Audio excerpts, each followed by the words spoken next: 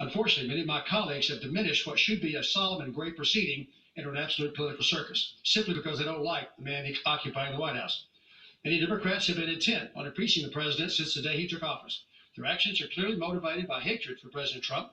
This impeachment vote today is the next step in their long-held plan to remove him from office. The partisan impeachment investigation run by the House Intelligence Committee was unnecessarily held behind closed doors and a room designed to share classified information. Nothing classified was shared during these meetings, but the result of this decision was that most members of Congress and all Americans were blocked from hearing the facts for themselves. Chairman Schiff repeatedly withheld crucial information from the Republicans, including the ability for anyone but himself and his staff to speak with a whistleblower at the center of the investigation. He was even called out by liberal media outlets for spreading misinformation and falsehoods throughout the impeachment process. The public hearings were complete disregard for the House rules and the decades of precedent.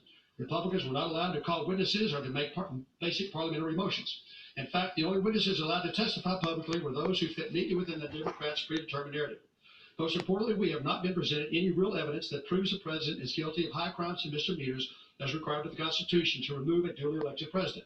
If there were criminal activity, as many of my Democrat colleagues claim, then why are there no crimes listed in the articles of impeachment? We are forever weakening this body by turning impeachment into a political weapon. This impeachment scheme is nothing more than an attempt to conduct a taxpayer-funded opposition research and damage the president's electability heading into 2020. The American people see right through this charade and are fed up. It's time for this madness to stop and for us to get back to the important work the American people sent us here to do. And now you're back. Gentleman yields back. Gentleman reserves. Gentleman from New York. Mr. Speaker, I now yield 3 minutes to the distinguished gentleman from California, Mr. Liu. Gentleman is recognized.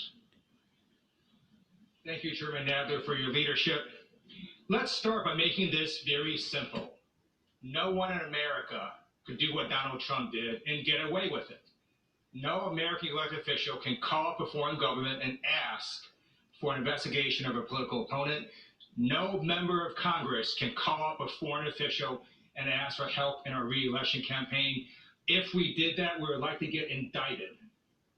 No one is above the law, and the Constitution is the supreme law of the land. I first swore an oath to the Constitution when I joined the United States Air Force on active duty. And the oath I took was not to a political party or to a president or to a king. It was to a document that has made America the greatest nation on earth. And that document contains a safeguard for when the president's abuse of power is so extreme that it warrants impeachment.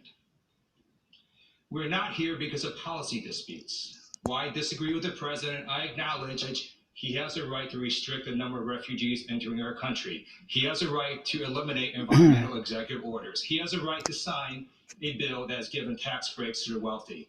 But the president does not have the right to cheat and to solicit foreign interference in our elections. That is illegal. It is not what the voters elected him to do, and we will not stand for it. The president's actions in this case were particularly insidious because he also used you want to go up there and for check his it, or you private trust gain. my opinion? He conditioned taxpayer-funded military aid and a critical White House meeting with the Ukrainian president on the requirement that Ukraine publicly announce an investigation into his opponent. And by harming Ukrainian national security, the president also harmed U.S. national security. And then the president solicited foreign interference again on the South Lawn of the White House, when he again asked Ukraine to investigate his political opponent, and then he asked China, or a peer competitor, to do the same. That abuse of power is not acceptable. Whether or not the Senate convicts, the House has an independent duty to do the right thing. That's why we're passing 275 bipartisan bills that are stuck in the Senate. Whether impeaching or legislating, we will continue to be faithful to the Constitution regardless of what the Senate may or may not do. Moreover, impeachment is a form of deterrence. Our children are watching. No president ever wants to be impeached. And whether Donald Trump leaves in 1 month, 1 year, or 5 years, this impeachment is permanent. It will follow him around for the rest of his life, and history books will record it. And the people will know why we impeached. It's all very simple. No one's above the law, not our commander-in-chief, not our president. I yield back. Gentleman yields back. The gentleman from Georgia.